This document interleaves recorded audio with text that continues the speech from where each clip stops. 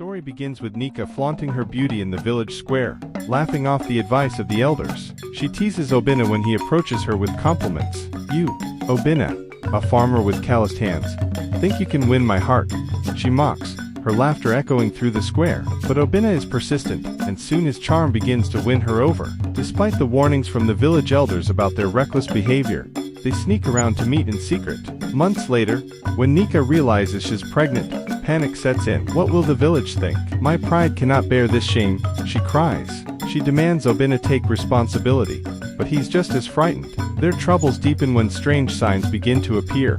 Crops wither in Obinna's fields, and animals refuse to approach Nneka. That night, Ani, the earth goddess, appears in their dreams, her voice thunders. "You have broken the sacred laws. Your arrogance and carelessness have brought dishonor to this land. You must atone, or your child will be cursed to bring ruin." Ani gives them 3 impossible tasks. 1. Retrieve the golden feather of the sacred Ugo bird, hidden deep in the forbidden forest. 2. Outwit the trickster spirit Ikenga, and retrieve a stolen sacred cowrie shell. 3. Cleanse the river of Amosu, which flows with angered spirits. The journey is filled with action and suspense. In the forest, they face off against a giant python guarding the Ugo bird. Obinna distracts the snake with a hilarious dance while Nneka snatches the feather. Their encounter with Ikenga is chaotic and comical. The trickster traps them in riddles, and Nneka's sharp tongue nearly ruins their chances. But Obinna, with unexpected cleverness, manages to trick Ikenga into returning the cowrie shell. Finally, the river cleansing forces them to confront their fears. Spirits taunt them with visions of their worst mistakes, but Nneka's newfound humility and Obinna's courage help them succeed. The Trickster's Riddle. After days of traveling through dense forests and treacherous hills, Nneka and Obinna found themselves at the edge of a dark cave. The air was thick, and strange whispers echoed from within. "This must be where Ikenga resides," Obinna whispered, gripping the crude staff he had carved for protection. "And we're supposed to outwit him?" Nneka huffed, her hands on her hips. "This was your idea, Obinna. If we fail, I'll personally tell Ani it was all your fault." Obinna rolled his eyes. "Let's just focus on surviving first." They stepped cautiously into the cave, the ground crunching beneath their feet. Suddenly, a deep, mocking laugh filled the air, making Nneka jump and clutch Obinna's arm.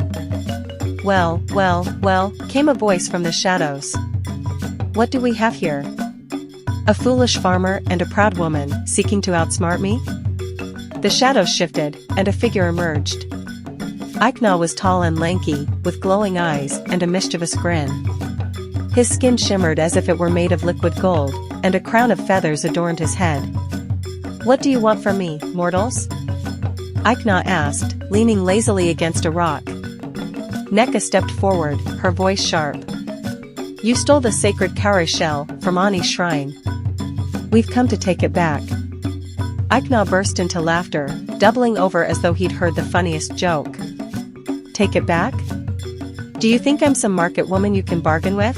"We'll do whatever it takes," Obinna said, his voice steady, despite the fear crawling up his spine.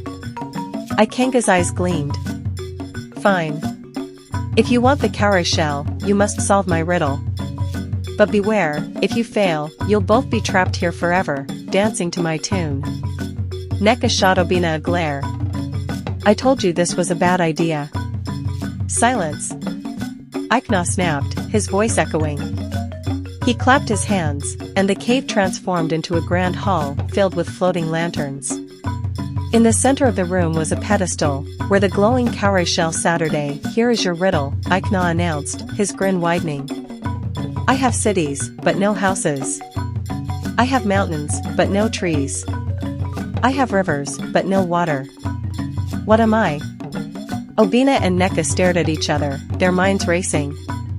"A city without houses? A mountain without trees?" Nneka muttered. "This makes no sense." Obinna scratched his head.